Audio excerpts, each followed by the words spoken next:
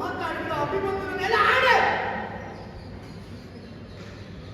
ನೀವ್ಯಾರು, ನಿಮ್ಮ ಯೋಗ್ಯತೆ ಹೇಗೆಂಬುದನ್ನು ಮಗನಾಗಿ ನಾನು ಹೇಳಬೇಕಾದ ಅನಿವಾರ್ಯತೆ ಇವತ್ತು ಬಂದವರಿದ್ದೇನಮ್ಮ. ಜಗದಾದಿ ದೇವರ ಶ್ರೀಕೃಷ್ಣನ ಮಗನೇ, ಫಲಕ್ಕೆ ಇನ್ನೊಂದು ಹೆಸರೇ ಬಲರಾಮನ ಸಹೋದರಿ ನೀವು. ಯದುವಂಶದ ಕುಡಿ ನೀವು, ಚಂದ್ರವಂಶದ ಸೊಸೆ ನೀವು, ವೀರಪಾಲನ ಮಠದಿ ನೀವು. ಮಗನ ನಿರುತ್ಸಾಹದ ಮಾತನ್ನು ಕೇಳಿ ಹರಸಿ ಹಾರೈಸಿ ಕಳುವುದನ್ನು ಬಿಟ್ಟು ಲೇಸು ಮಗನೇ, ನನಗಾದ ಅನ್ಯಾಯಕ್ಕೆ ತಕ್ಕ ಪ್ರತಿಕಾರ ಎನ್ನುವುದಕ್ಕೆ ಹೋಗ. ಸಿಂಹದ ಮರಿ ಹಾಕಿ ಹೋರಾಟ ಮಾಡಿ ವೈರಿಗಳ ತಲೆ ಮಡಿ ಇಲ್ಲ ಜಯಿಸು ಹೇಳಿಕೊಳ್ಳಬೇಕಾದ ಕ್ಷತ್ರಿಯ ಕಥೆಯಾದ ನಿಮ್ಮ ಲಕ್ಷಣ. ನನ್ನ ಮಾತನ್ನು ಕೇಳಿ ತಲೆವರೇ ತಾಯಿ, ನನ್ನ ವೀರವಾಣಿಯನ್ನು ಕೇಳಿ ಇಬ್ಬರು ನುಡಿವರೇ ತಾನೆ. ಯಾಕಮ್ಮ ಸ್ವಾಧ್ಯ ಆಗ್ತಾ ಇದ್ದೀರಿ? ಮೊಟ್ಟೆಯಿಂದ ಒಡೆದ ಹಕ್ಕಿ ಮರಿಗೆ ತನ್ನ ತಾಯಿಯಾದ ಹಕ್ಕಿ ಹಾಕುವುದಕ್ಕೆ ಪ್ರಚೋದನೆ ಮಾಡುತ್ತದೆ ಕೊಕ್ಕಿನಿಂದ. ಹಕ್ಕಿಗಿಂತ ಸಾಮಾನ್ಯ ಮೂರ್ತಿ ಸುಭದ್ರ ದೇವಿಲ್ಲದೆ ಹೋಗಿದ್ದಮ್ಮ. ತನ್ನ ಮರಿ, ಪರರ ಮರಿ, ಅಂಗರ ಮರಿ, ತಾನೇ ಮರಿ ಏನಮ್ಮ. ಏನೇನಿದೆ ತಾಯಿ? ಹೆತ್ತವರು ಮಕ್ಕಳನ್ನು ಸಾಕುವುದು ತಂದೆ ತಾಯಿಗಳ ಹೆಣ ಮಕ್ಕಳ ಹೆಗಲ ಮೇಲೆ ಹೋಗಬೇಕು ಎನ್ನುವುದಾಗಿಲ್ಲಮ್ಮ. ಖಂಡಿತ ಅಲ್ಲಮ್ಮ. ಬದುಕು ಹೇಗಿರಬೇಕು ಗೊತ್ತೇನಮ್ಮ.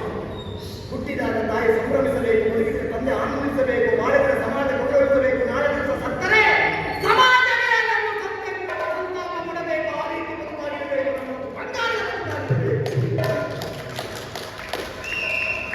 ಯಾಕಮ್ಮ ಭಾರತದ ಮಡಗಿದೆ ಯುದ್ಧ ಸ್ವಾರ್ಥ ನೋಡಲಿ. ಯುದ್ಧ ಕ್ಷೇತ್ರಕ್ಕೆ ಹೋದಂತ ವೀರ ಯೋಧ ಸುತ್ತೋದಿದ್ದಾನೆ. ಅವನು ತಾಯಿಯಂತ ಮಗನಲ್ವೇನಮ್ಮ. ಅವನ ತಾಯಿಯ ಕರಳು ಬಿಟ್ಟು ಸರಳನ್ನು ಕೊಳ್ಳಿಯಲ್ವೇನಮ್ಮ. ಅವಳು ನಿಮ್ಮ ಹಾಗೆ ಹೋಗದವನ್ನು ಕೊಲ್ಲುತ್ತಾ ಇದ್ದರೆ ಯುದ್ಧ ಯಾರು ಮಾಡ್ತಾ ಇದ್ರು?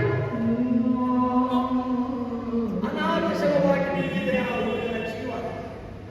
ಯಾರೆಲ್ಲ ಆಗುತ್ತಾಗ್ಯಮ್ಮ. ಅವನ ಬಗ್ಗೆ ಉದ್ದಾನಕ್ಕಾಗಿ ಅವನ ಸಾವಲ್ಲ, ಭವ್ಯ ಭಾರತದ ಉದ್ದಾನಕ್ಕಾಗಿ ಅವನ ಜೀವ ಬಲಿದಾನವಾಗಿದೆ. ನಮ್ಮ ಸ್ವಾರ್ಥಕ್ಕಾಗಿ ಅವನ ಸತ್ತು ಹೋಗಿದ್ದಾನಮ್ಮ. ನೋಡಿ, ಆ ಅಜ್ಜನ ಊರು ಅರಣ್ಯ ಹೋದರೆ ಬಿಟ್ಟರೆ ಯಾವ ಪ್ರಯೋಜನ ಇಲ್ಲ. ಬದುಕಿಗೆ ಊರುಗೋಲಾಗಿದ್ದ ಮೊಮ್ಮಗನ ಇನ್ನೂ ಸತ್ತು ಆಗಿದ್ದಾರೆ. ಅಜ್ಜನ ಉದ್ದಾರಕ್ಕಾಗಿ ಸತ್ತಿದ್ದಲ್ಲ, ಮೊಮ್ಮಗನ ಬದುಕನ್ನು ಬೆಳಗಿಸುವುದಕ್ಕೆ ಸತ್ತಿದ್ದಲ್ಲ. ಆನಂದಾಂಗದ ಬದುಕೆಯನ್ನು ಎತ್ತಿ ಹಿಡಿಯುವುದಕ್ಕೆ ಅವ ಸತ್ತಿದ್ದಾನೆ. ಯಾವ ಲಾಭ ಅಮ್ಮ? ಎಷ್ಟು ಸಂಭಾವನೆ ಕೊಟ್ಟಿದ್ದೇವೆ ನಾವು? ಏನು ಕೊಟ್ಟಿಲ್ಲ ತಾಯಿ. ಅದೇಮ್ಮ, ಮದುವೆಯಾಗಿ ಬೆರಳಿನಲ್ಲಿ ದಿನಗಳು ಮಾತ್ರ ಕಳೆದಿದೆ. ನಾಡಿಗಾಗಿ ಗಿಡಗಳನ್ನು ಪ್ರಾಣತ್ಯಾಗ ಮಾಡಿದ್ದಾನಮ್ಮ.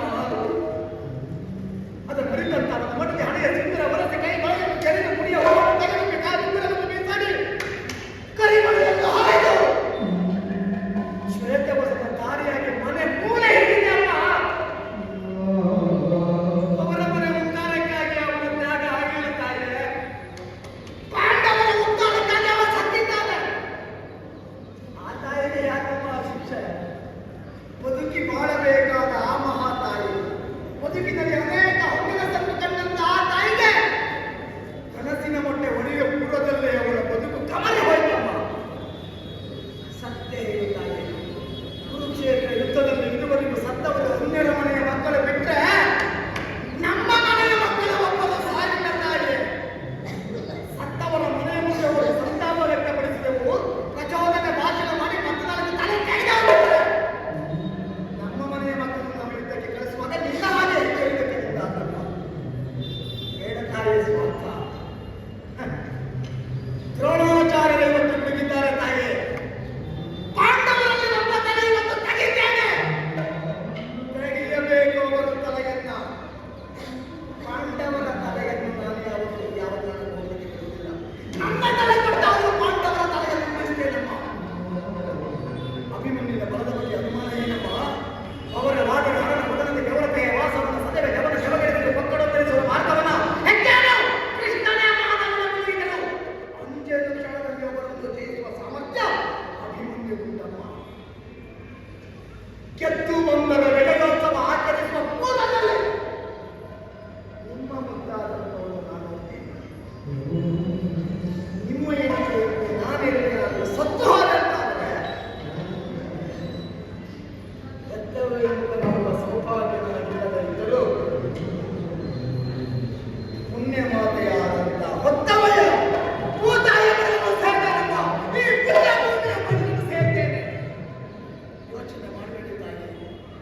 ಆಗಬೇಕಾದದ್ದು ಹಾಗೆಯೇ ಇರುತ್ತದೆ.